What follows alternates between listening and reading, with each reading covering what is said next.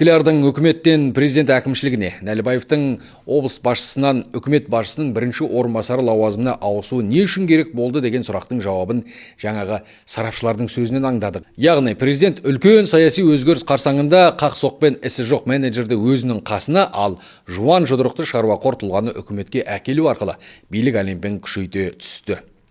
Үлкен саяси өзгерісті әлбетте сарапшылар айтып жүр, және оның бісмілләсін кеше көрдік. Жаңа партия құрылып тұсауы кесілді.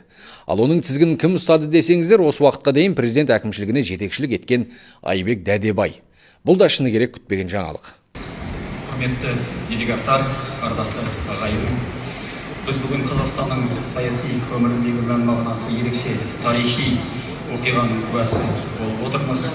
Әділет партиясының құрылтай съезі бұл тек жаңа саяси ұйымның пайда болуы ғана емес, бұл еліміздегі жаңа саяси мәдениеттің, жаңа жауапкершілік деңгейінің, жаңа көзқарастың, мемлекет пен қоғам арасындағы жаңа қатынастың басталуы. Әділет партиясы бұл қоғамымыздың жаңартылуының жаңа межесі.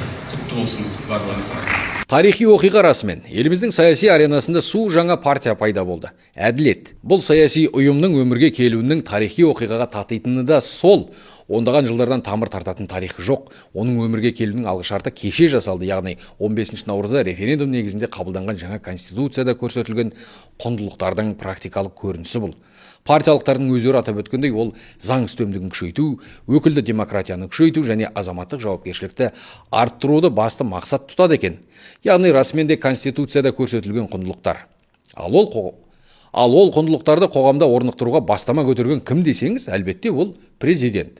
Әділет партиясы мынадай бағыттарда жұмыс істейміз деп отыр. Заң және тәртіп, тиімді мемлекеттік институттар, қуатты өңірлерді дамыту, халық үніне құлақ асатын мемлекет қағидатын қалыптастыру, әділетті экономиканы құру, әлеуметтік ынтымақ, адами капиталды дамыту, цифрлық мемлекет және таза Қазақстан бастамасы. Сондай-ақ жаңа геосаяси этика бағыттары да бар. Партияның құрылуы тап бүгінгі күннің селдеткізерлік жаңалығы емес, оны құру жөніндегі бастамашыл топ 15 сәуірде Әділет министрлігіне барып өтінім бергенін ақпарат құралдар жарысы жазды. Тіпті журналистер қауымында съез қарсаңында скептикалық сыни сұрақта болды.